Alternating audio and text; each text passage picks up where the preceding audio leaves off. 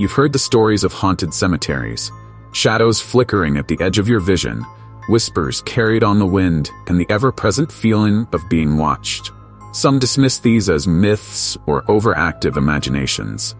But tonight, I have two tales that will make you rethink every step you take through the graveyard.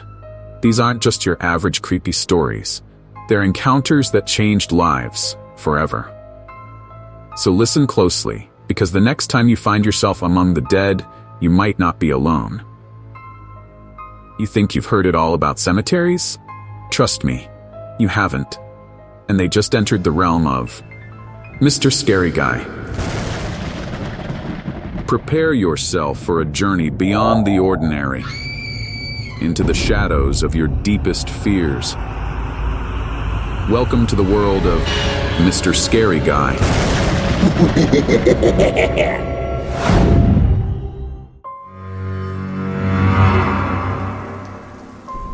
Funerals are never pleasant, but my grandfather's funeral was particularly unsettling.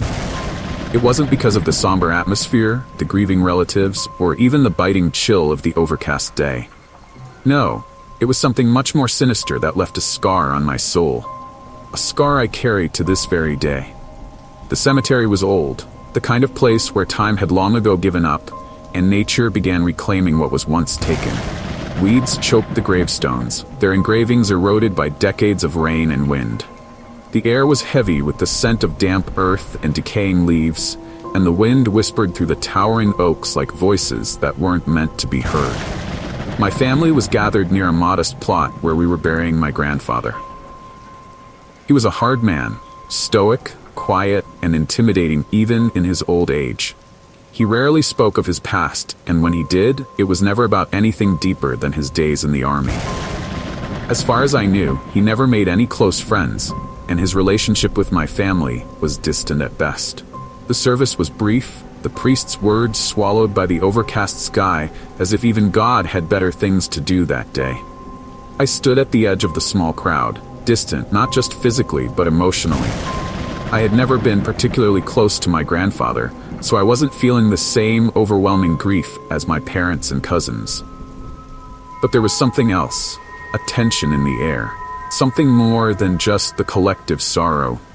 As the coffin was lowered into the grave, I caught movement out of the corner of my eye.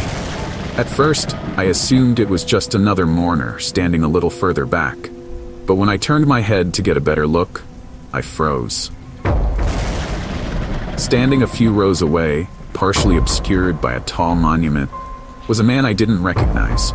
He was dressed in an old-fashioned black coat, the kind you'd expect to see in a 19th century photograph. His face was hidden beneath the shadow of a wide-brimmed hat, but I could feel his eyes on me. A cold shiver ran down my spine as I realized he wasn't part of the funeral. There was something wrong about him, something unnatural. But when I blinked, he was gone. I shook it off. It was probably just my mind playing tricks on me. Funerals are emotional events, and it's easy to imagine things that aren't really there. Still, the memory of that shadowy figure lingered in my mind as we left the cemetery. But that was only the beginning. Later that night, after the funeral, I couldn't sleep. My mind kept drifting back to the cemetery, to the man I had seen, or thought I had seen. I got up and walked to the window, staring out into the darkness. My bedroom overlooked the woods that bordered our small town, and normally, the sight of the trees swaying gently in the breeze would calm me. But tonight, something felt wrong. The moon hung low in the sky, casting a pale glow over the treetops. I squinted, trying to make out the shapes in the darkness. And that's when I saw him. The man from the cemetery. He was standing at the edge of the woods, half hidden by the shadows of the trees. He wasn't moving, just standing there, watching my house.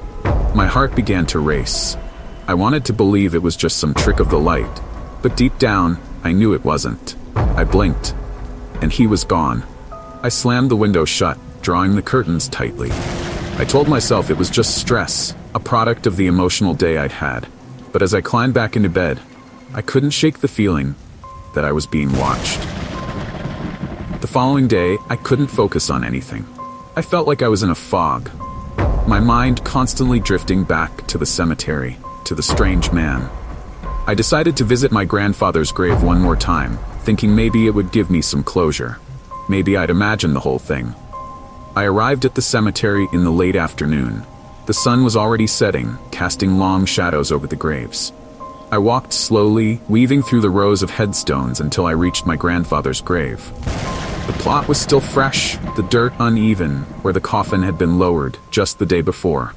I stood there for a moment, staring at the mound of earth, unsure of what I was expecting to feel. And then I heard it. A voice, faint and distant, carried on the wind. You shouldn't be here.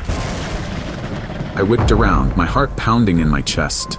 The cemetery was empty, at least it appeared to be, but I could feel something watching me, lurking just beyond the reach of my sight. The wind picked up, swirling leaves around my feet, and for a moment I thought I saw the man again, standing behind a tall obelisk a few rows away. But when I blinked, he was gone. I stumbled backward, my pulse racing. I didn't care if I was imagining things or not. I needed to get out of there. I turned and hurried back to my car, my footsteps echoing off the gravestones as I went. But just as I reached the entrance to the cemetery, I stopped dead in my tracks. Standing in the middle of the path blocking my way was the man in the black coat. He was closer now, and I could see his face, or rather, the absence of one. His face was a pale, featureless void, and yet I could feel his eyes boring into me. Leave. The voice whispered again, though his mouth didn't move. My blood ran cold. I couldn't move, couldn't breathe. My legs felt like lead, rooted to the spot. The man raised a hand, pointing towards the graveyard, and I knew instinctively what he wanted. Leave, or you'll join them. I didn't wait to find out what that meant. Somehow I found the strength to run, my legs carrying me as fast as they could. I reached my car, fumbling with the keys before finally managing to start the engine. I didn't look back as I sped away, but I could feel his presence behind me, watching me, following me. That night, I locked every door and window in the house, but sleep still wouldn't come. The image of that faceless man haunted my thoughts. What did he want from me? Why was he watching me? Days passed, but the fear never left. Every time I stepped outside, I felt his eyes on me. Every time I closed my eyes, I saw his face. And then one night, I awoke to a sound outside my window. A soft scratching sound, like fingernails on glass. I forced myself to look, and there he was. The man in the black coat, standing right outside my window, his face pressed against the glass, his hands slowly tracing patterns on the pane. You'll join them. His voice whispered, echoing in my mind. I screamed and ran from the room, but by the time my parents came to check, he was gone. That was the last time I saw him, but the memory lingers. The faceless man from the cemetery, he's still out there waiting. And someday, you'll join them. I fear he'll come for me again.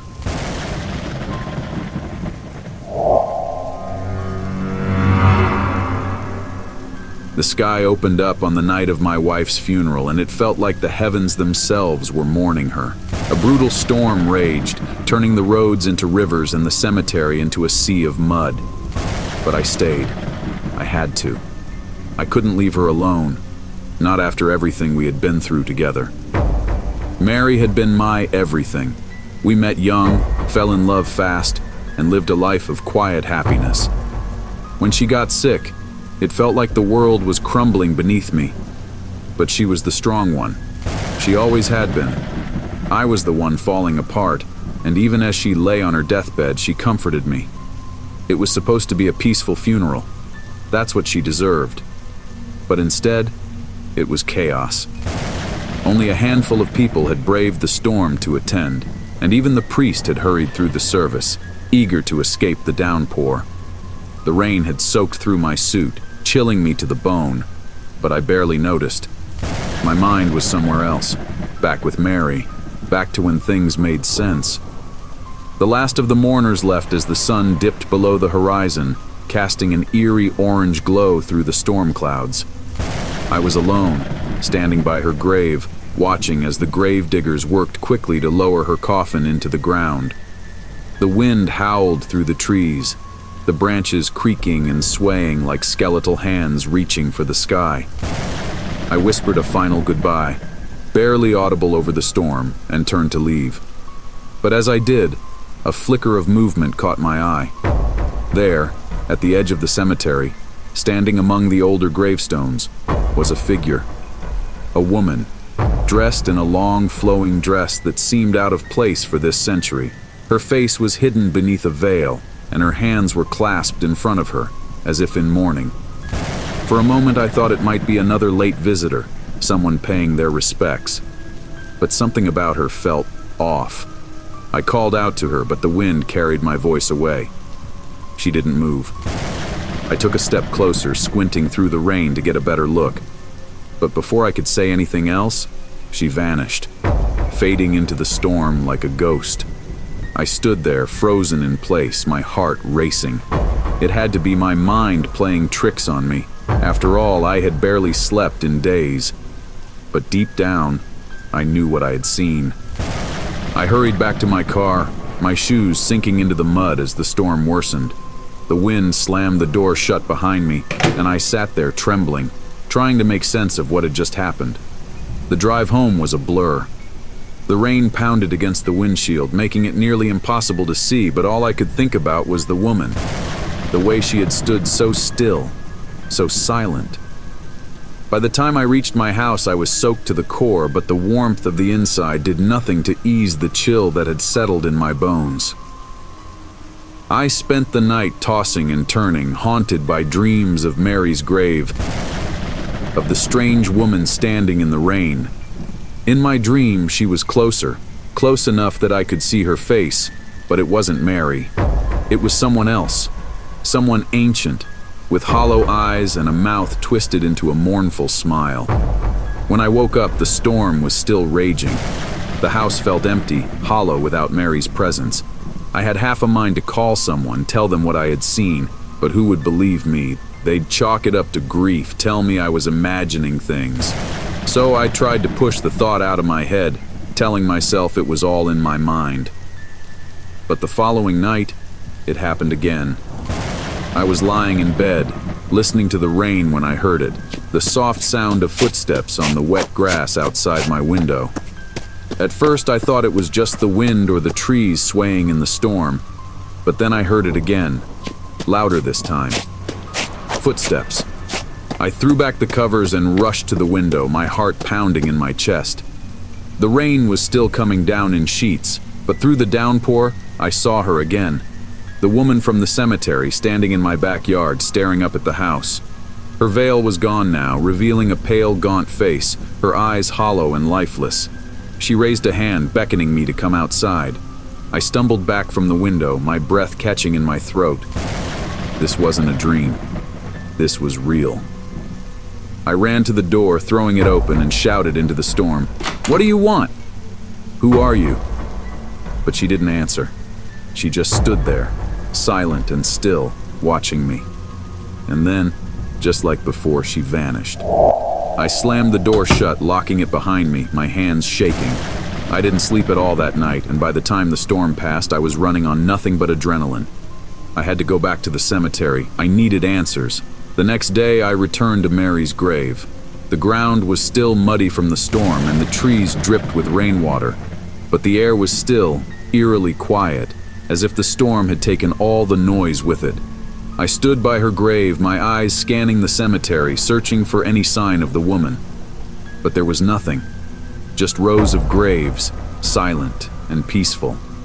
I knelt by Mary's headstone, running my fingers over the smooth stone. "I miss you," I whispered, my voice barely audible. And then I heard it, a soft voice, barely more than a whisper. "She's not alone." I spun around, but the cemetery was empty. The voice came again, this time louder. "She's not alone." My blood ran cold. It was the same voice I had heard the night before, the same voice that had haunted my dreams. But there was no one there. No one but the dead. I backed away from the grave, my heart racing. And that's when I saw it. A hand, pale and thin, reaching out from the freshly turned earth of Mary's grave.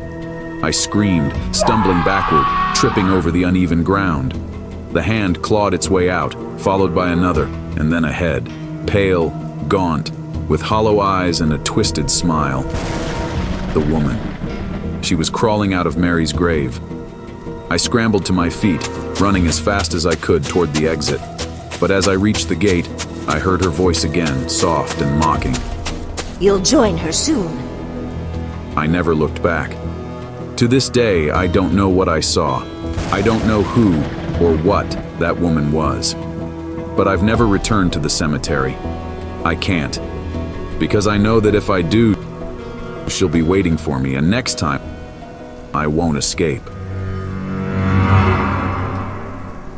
Another 2 terrifying tales of haunted cemeteries have come to an end. I hope these stories remind you to watch your step the next time you walk among the dead. You never know who or what might be watching you. If you've enjoyed tonight's stories, make sure to like and subscribe for more bone-chilling tales that will keep you awake at night. And remember, the dead never rest. This is Mr. Scary Guy saying, sleep tight if you dare. Thanks for watching till the end. If you enjoyed the video, make sure to subscribe by clicking the icon above. We've also got a playlist full of scary stories on your left side, and a suggested video you'll love on the right. Choose one and keep the scares going.